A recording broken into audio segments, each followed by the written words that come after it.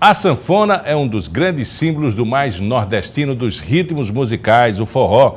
E você vai conhecer agora dois sanfoneiros apaixonados pelo instrumento e falar um pouco sobre esse caso de amor pela música.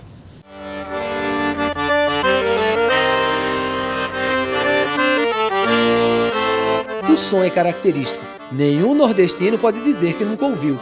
Alguns chamam o instrumento de acordeon, mas vamos combinar? Pra gente ele se chama sanfona.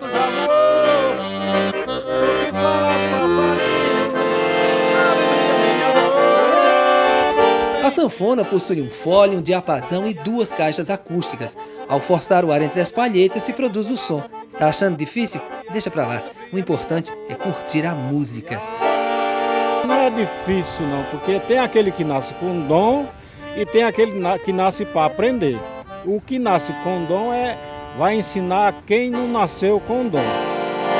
A sanfona pode ser considerada a estrela de um trio de forró, porque é através dela que a gente identifica qual a música que está sendo tocada. Na verdade, a sanfona é que dá harmonia musical ao trio, a ponto de alguns sanfoneiros inclusive dizerem, acredite, que ela tem alma. Passarinho sem asa que não voa. A sanfona é a voz, a sanfona é a respiração, a sanfona é a alma do forró. Dá-me presente ao museu, é a hora do adeus de Luiz, rei do Baião.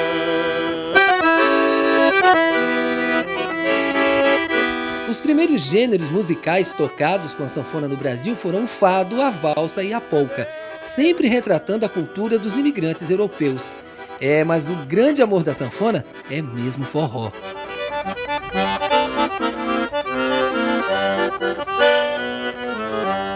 É um item essencial, não é nem de luxo, é essencial. A primeira, a cabeça, é tudo, a sanfona é tudo para forró.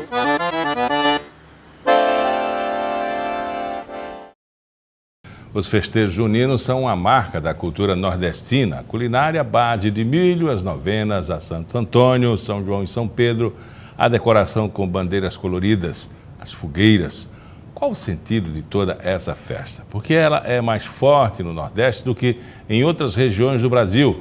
Quem vai explicar um pouquinho dessa tradição para a gente é o professor e antropólogo Helder Maia. Professor, é uma festa puramente nordestina ou brasileira? Ambos, uns sem outros não seria possível, mas ela se cristalizou e ganhou mais densidade no Nordeste em razão do nosso tipo de fixação das populações europeias, portuguesas, sobretudo do catolicismo português, rural português, que se estabeleceu aqui no século XVIII e XIX. Uhum. Mas Curitiba também tem essa marca, né? Se você transpor isso para uma marca urbana, corporativa, sim. Como são diversas cidades nordestinas, mas a força do catolicismo rural no Nordeste foi muito maior. Agora isso se transmuda, isso se transformou ao longo do século XX e também os processos migratórios, as famílias levam esses festejos, dependendo do vínculo com o catolicismo, você celebra isso. Então depende de um conjunto de aspectos ligados à formação da cidade e essas memórias que foram se transformando ao longo do tempo. Padres jesuítas, movimentos messiânicos, figuras como o Padre Cícero.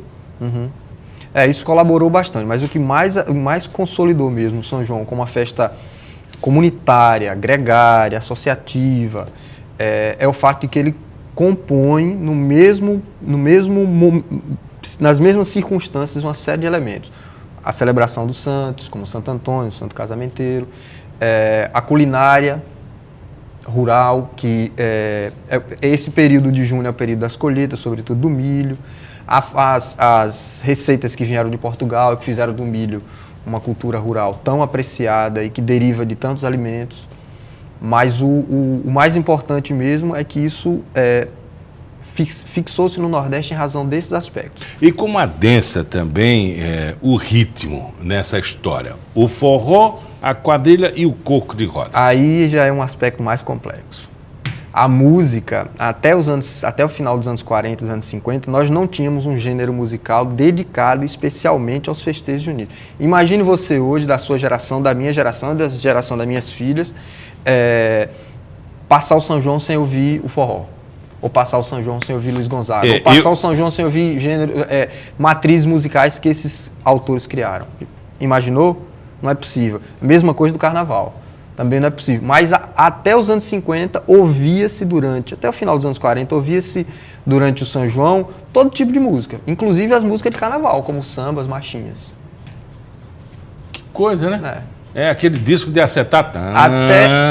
O mesmo vale para o carnaval. Até o final dos anos 20, o que é que se ouvia na época do carnaval? Existia o período, também é uma festa de origem cristã, católica, que está definida no calendário cristão católico, mas não havia as marchinhas de carnaval nem tampouco os sambas. Inclusive, nos anos 20, os alagoanos faziam muito sucesso com o coco e a embolada no Rio de Janeiro. Jararaca e Ratinho, os grupos tangarais, os diversos grupos que foram os nordestinos foram criados e levados para o Rio de Janeiro. Os turunas da Mauricé, os turunas pernambucanos.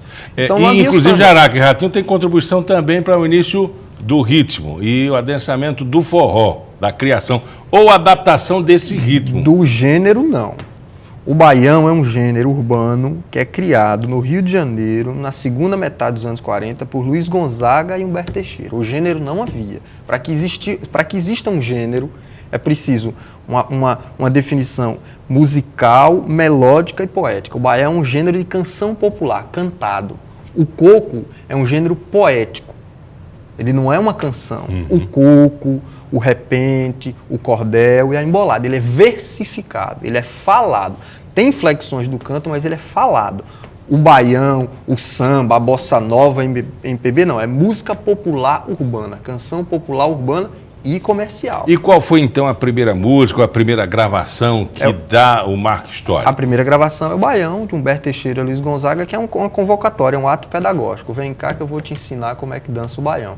Luiz Gonzaga já tinha tentado fazer isso antes, com um gênero que ele nomeava de seridó. Mas o ritmo não foi definido. As linhas do ritmo ele não encontrou, ele não achou. Por quê? Porque foi um processo criativo lento e longo, que o mesmo se aplica à bossa nova. Mesma coisa, a bossa nova é um gênero criado por Tom Jobim e Vinícius de Moraes. Como o artista cria algo do nada? Não, é um processo.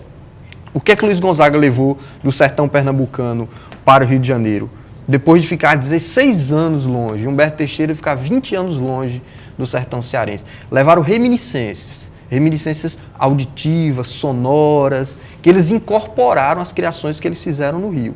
Incorporaram ao quê? Ao samba, o bolero. Tem inclusive instrumentos como bandolim. Exato. Presente. Luiz Gonzaga passou 5 anos no Rio de Janeiro tocando o quê? Mazurca, valsa, poga e tango. Ele até estudou, foi até fazer aula de sanfona com um grande sanfoneiro que morava na praia do Flamengo para aprender a instrumentação do tango. Ele era um músico profissional que vivia disso, como qualquer outro trabalhador.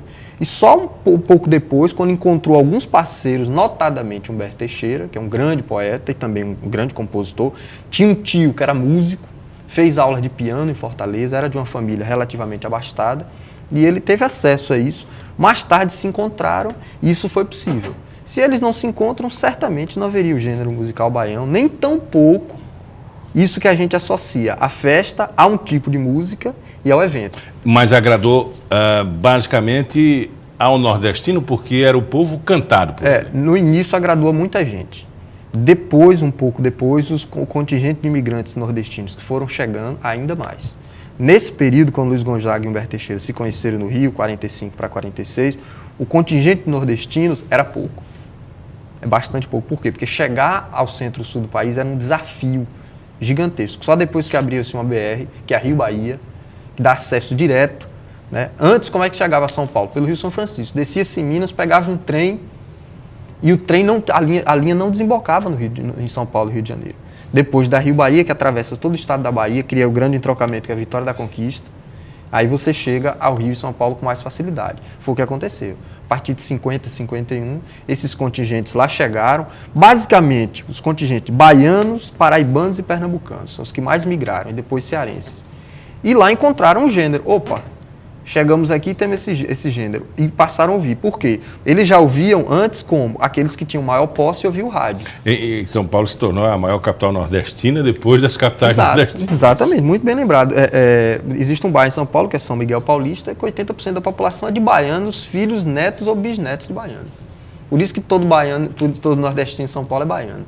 E como é que o senhor vê esse ritmo tocado hoje, a quadrilha, a manifestação da quadrilha, tocado de um jeito totalmente diferente, que não tem nada a ver com o forró, né? Ocorreram mudanças, todo gênero sofre mudanças, inflexões.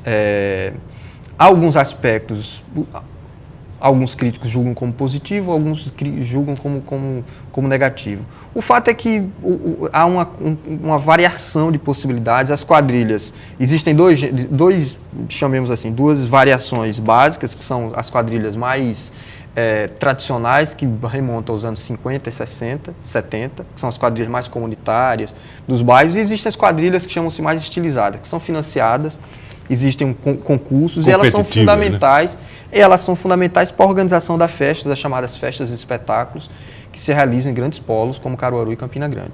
São elementos, faz parte de um serviço turístico da economia turística dessas cidades, são fundamentais para essas cidades. Aquilo é um olho mercantil.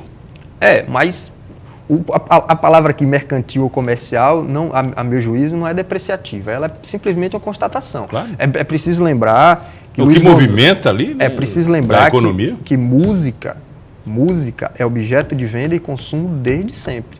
E Luiz Gonzaga foi um deles. O baião foi a música popular mais vendida, comercializada e consumida até o advento de cantores como Roberto Carlos. Então, os vendedores de disco, as casas, as empresas, tudo isso faz parte da cadeia produtiva da música. Não é de hoje. Essa foi a indústria que mais se transformou, porque tudo se desmaterializou. Tudo. Tudo. A gente não precisa mais de rádio, a gente não precisa mais de nada para ouvir música. Não precisa de gravadora. Não. Não precisa de disco, CD. Mas o negócio continua. Faz parte de um negócio. Como fazia lá no passado. Agora, as músicas estão nas nuvens. Exato. Lá no cloud, né? Então existem diversas possibilidades. Uma coisa não é antagônica à outra. Pensa-se que o processo criativo é atenuado ou fulminado em razão dos ganhos comerciais. E não é verdade. Partir desse pressuposto de saída não ajuda nada. Claro que a pressão financeira ou econômica pode tolher a criação do artista. Claro, se você tem um ano para compor algo e goza de maior liberdade, e tem uma semana para compor algo com maior pressão, você vai ter diferenças criativas aí. Mas de saída você não pode dizer porque comercial é ruim.